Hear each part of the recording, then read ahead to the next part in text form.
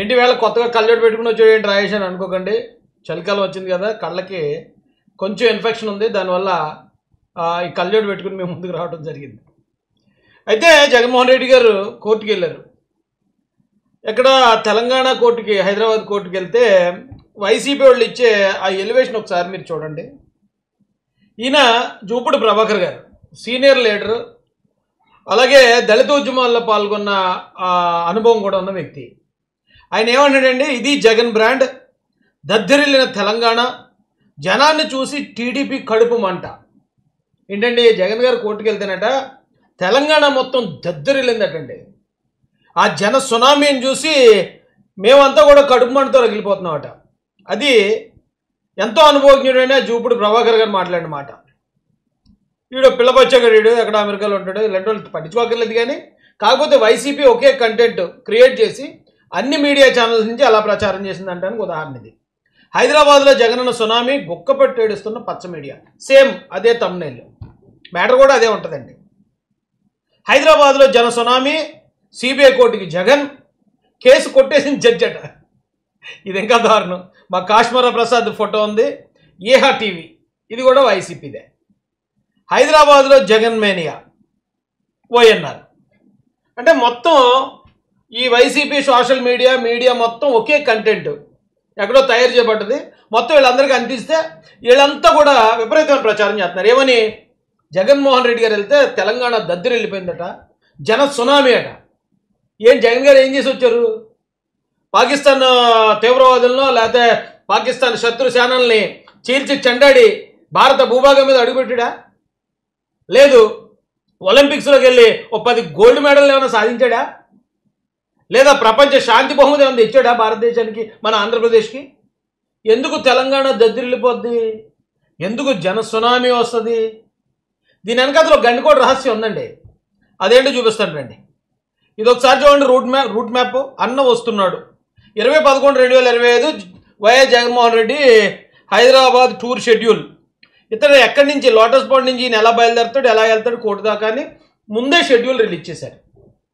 ఏమండి, ఆ schedule release చేసి అందరూ వైసీపీ సోషల్ మీడియా అందరూ కూడా దీన్ని స్టేటస్లుగా పెట్టేసుకున్నారు. సోషల్ మీడియా మొత్తం ప్రచారం చేశారు. అంటే జగన్మోహన్ రెడ్డి గారు కోర్టుకు రమ్మంటే ఆయన ఏం కారణం చెప్పేవాడు? బెబ్బెబ్బెబ్బే, నేను కోర్టుకు వస్తే జన సునామీ వచ్చేది, ట్రాఫిక్లు జామ్ అయిపోతాయి, ఆకాశంలో కూడా ఫ్లైట్లన్నీ కూడా జామ్ అయిపోతాయని చెప్పాడు కదా. అలా జామ్ అవుతుందో అవదో అని చెప్పి ముందుగా జనాన్ని సమీకరించుకున్నారు. ఆ సమీకరించిన ఆ ప్లాన్ ప్రకారం సమీకరించిన జనాన్ని అది చూపించి, ఇదిగో నేను వస్తే ఇక ఎలా మరి జనం ఎంతమంది వచ్చేస్తారు, ట్రాఫిక్ జామ్ అవుతుంది కాబట్టి నేను నెక్స్ట్ వాయిదా నుంచి రాను, మీ దిక్కు నుంచి చెప్పుకోండి అని కోర్టులకి వీళ్ళ సవాల్ విసురుతారు.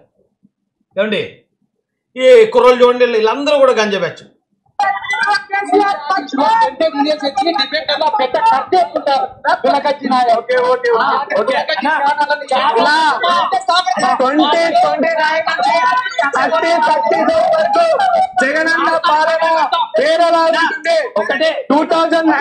ఇదంతా రప్ప బ్యాచ్. ఈ బ్యాచ్ని దింపేశారు. ఈ బ్యాచ్ని దింపేసి అక్కడ ఇగో జగన్ అని వస్తే ఇంతమంది జనం వస్తారని చూపిస్తున్నారు. సరే, నిజమే. ఒకవేళ నిజంగా జగన్మోహన్ రెడ్డి గారికి అంత ఫాలోయింగ్ ఉంటే ఆయన ఆంధ్రాలో గన్నవరం ఎయిర్పోర్ట్లో చాలాసార్లు దిగుతాడు, మరి ఎంతమంది జనం వెళ్ళరా?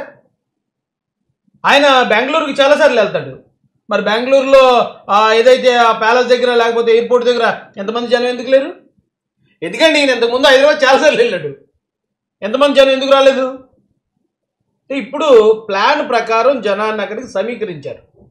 ఇక ఈ రప్ప బ్యాచ్ కుర్రోళ్ళందరినీ కూడా అక్కడ సమీకరించి ఇదిగో మేము వస్తుంటే ఇంతమంది జనం వచ్చేస్తారు, మేము వాయిదాకి రాలేమంటారు నెక్స్ట్. నేను ఆల్రెడీ చెప్పాను, నేను వాయిదాకి రాను, జూమ్ లింక్ పంపించండి అన్నాడు ముందు. ఆ తర్వాత నేను వస్తాను, గంట కూర్చుంటే నా గంటలో నా సమయాన్ని మీరు సద్వినియోగం చేసుకోవడానికి కోర్టు వరకే చెప్పాడు ఆయన. ఇప్పుడు ఇదిగో ఈ జనాన్ని చూపించి ఏమంటే దద్దరిల్లిపోతుందా? అయితే ఏదో సినిమాలో ఒక రౌడీ గ్యాంగ్ కూర్చొని ఉంటారండి ఒక చోట. ఆ రౌడీ గ్యాంగ్లో ఒక పిల్ల రౌడీ ఒక అమ్మాయిని ప్రేమిస్తూ ఉంటాడు. ప్రేమిస్తుంటే అమ్మాయి వెళ్తూ ఉంటుంది అలాగా. ఘర్షణ అనుకోండి, వెంకటేష్ గారిది. ఘర్షణ కాదు, ఘర్షణేనా సినిమా, ఆయన ఎస్ఐగా ఏదో పోలీస్గా ఉంటాడు, ఘర్షణ.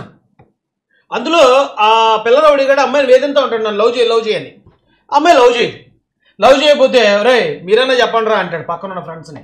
పక్కనున్న ఫ్రెండ్స్లు వేసి అమ్మాయిని కన్విన్స్ చేస్తుంటారు అన్నమాట. ఇప్పుడు ఆయన లవ్ చేయడానికి, ఓయ్ మా ఓడి సంగతి తెలుసా, ఎత్తిని బీరు తెంచకుండా 10 బీర్లు తాగుతాడు అంటాడు ఒకడు.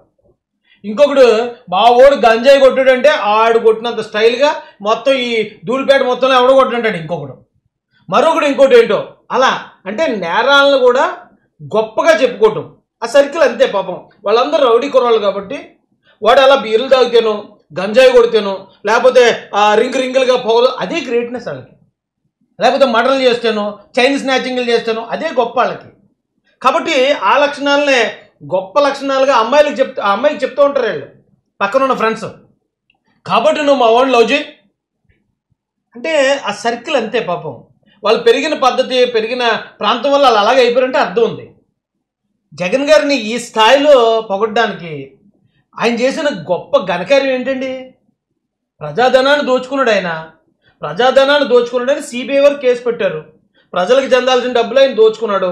ఇక ఇన్ని లక్షల కోట్లు, వేల కోట్లు అని చెప్పి దానికోసం ఆయన కోర్టు పిలిచింది. ఏమయ్యారా నువ్వు ప్రజాధనాన్ని దోచుకున్నాడు కదా రా అంటే, ఆ వెళ్ళే ఆ అవమానకరమైన సన్నివేశాన్ని కూడా అక్కడ కొంతమంది పెయిడ్ బ్యాచ్ని పెట్టుకుని దానికి జేజేలు కొట్టించుకోవడం ద్వారా అదేదో గొప్ప ఘనకార్యం చేసినట్టు. దూతల్లారా నమస్కారం రా బాబు మీకు. అసలు ఇలాంటి తెలివితేటలు మీకు ఎవడు చెప్తున్నాడో తెలియదు కానీ నిజంగా ఇది ఒక అవమానకరమైన సంఘటన అండి. జగన్ గారు 6 సంవత్సరాల నుంచి కోర్టుకు వెళ్ళలేదు. కోర్టుకు రాక తప్పదని చెప్పింది కోర్టు.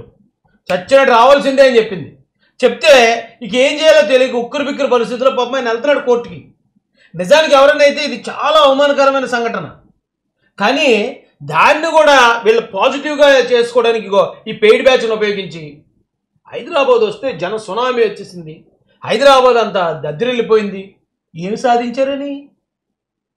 సాధించారని మీకోసం జనం వచ్చారు. ఆ జనం ఆ కుర్రోళ్ళకి మీరు ఏ గంజా పొట్టలకి తీసుకొచ్చి ఉంటారు. కానీ మరి ఇంతకుముందు ఎప్పుడు ఎందుకు రాలేదు? జగన్ గారు హైదరాబాద్ చాలాసార్లు కేసీఆర్ గారి ఇంటికో లేకపోతే మరో మీటింగ్లకు వెళ్ళినప్పుడు అప్పుడు ఎందుకు రాలేదు ఇంతమంది? అండి మీరు ప్రజాధనాన్ని దోచుకుంటే, అంటే మా అందరి డబ్బులు దోచుకుంటే దానికోసం కోర్టు మేము ఏ కేసు పెడితే మీకు అనుకూలంగా మేము రావాలా? మేము వస్తామా? ప్రజల బుద్ధున్నోడు ఎవడైనా వస్తాడా? లేదా మీరేమన్నా రాష్ట్రం కోసం కేంద్రంతో ఏదైనా పెద్ద పోరాడేసి కేసులు పెట్టించుకుంటే అరే మన రాష్ట్రం కోసం పోరాడాడురా అనుకోవడానికి లేదు. ఈ రాష్ట్రం కోసం మీరు ఏదైనా చేసి ఉంటే, ఈ రాష్ట్ర ప్రజల కోసం మీరు కేసులు ఎరుక్కుంటే దానికి ప్రజలు వచ్చారంటే అర్థం ఉంది. ఈ రాష్ట్ర ప్రజల జేబులు లూటీ చేశారు, వాళ్ళ ఆదాయాన్ని గొల్ల చేశారు. మీరు వేల కోట్లు, లక్షల కోట్లు సంపాదించుకున్నారు. దానికి ఏ ప్రజలు వస్తారండి? దానికి కూడా ప్రజలు వచ్చారని ఈ ప్రమోషన్స్ ఏంటండి బాబు? ఏదో ఫ్లాప్ అయిన సినిమాకి విజయోత్సవ ర్యాలీ చేసినట్టు ఏంటి దరిద్రం మాకు? అలా కన్ను బాగలేదు కాబట్టి నేను అసలు 2-3 రోజులు రాకూడదు అనుకున్నాను. కానీ ఈ దరిద్రాలు చూసిన తర్వాత తలనొప్పి వచ్చేస్తుంది నాకు. ఏట్రో బాబు ఈ ప్రచారాలు ఏంటి? హైదరాబాద్ జగనన్న సునామీ కుక్క పెట్టి ఎడుతున్న పచ్చ మీడియం మేమెందుకు ఎడుతావురా? ఆ తెలుగుదేశం పార్టీ కార్యకర్తలు ఏడడానికి ఏముందిరా బాబు? ఇందులో మీరు ఏడాలి.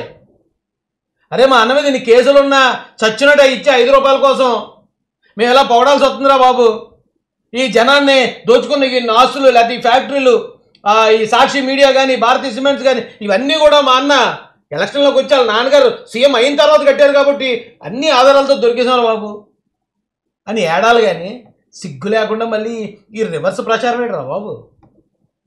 చూడడానికి సిరాకు వచ్చేస్తుంది. ఇంక ఇది మరీ ఘోరం అండి. ఇది కోర్టు అంటే బయట ఉన్న ఈ రప్ప కుర్రోళ్ళని చూసాట కేసు కొట్టేసింది జడ్జి అట. పోనీయమ్మ అంటే జడ్జి గారిని కానీ బెదిరిస్తున్నారు ఎట్రా బాబు మీరు? ఏమంటే జడ్జి గారు మిమ్మల్ని కూడా రప్ప అంటామని చెప్పి బెదిరించి కేసు కొట్టించాలని ట్రై చేస్తున్నారేంటి? ఆయన 5 సంవత్సరాలు సీఎంగా ఉన్నారు జగన్ గారు. 5 సంవత్సరాలు సీఎంగా ఉన్నప్పుడు కేంద్ర ప్రభుత్వ ఆశీస్సులు కూడా ఆయనకి పుష్కలంగా ఉన్నాయి. ఒక్క కేసు కూడా పోలేదు ఆయన మీద. ఒక్క కేసు కూడా కొట్టించుకోలేకపోయాడు. అంటే అన్నింటిలో సాక్ష్యాలు ఉన్నాయి, దాన్ని తప్పించుకోవడానికి అవదు. కానీ మీ దగ్గర ఉన్న ఇన్ఫ్లుయెన్స్తో, మీ దగ్గర ఉన్న డబ్బుతో సాగనిస్తారు దీన్ని.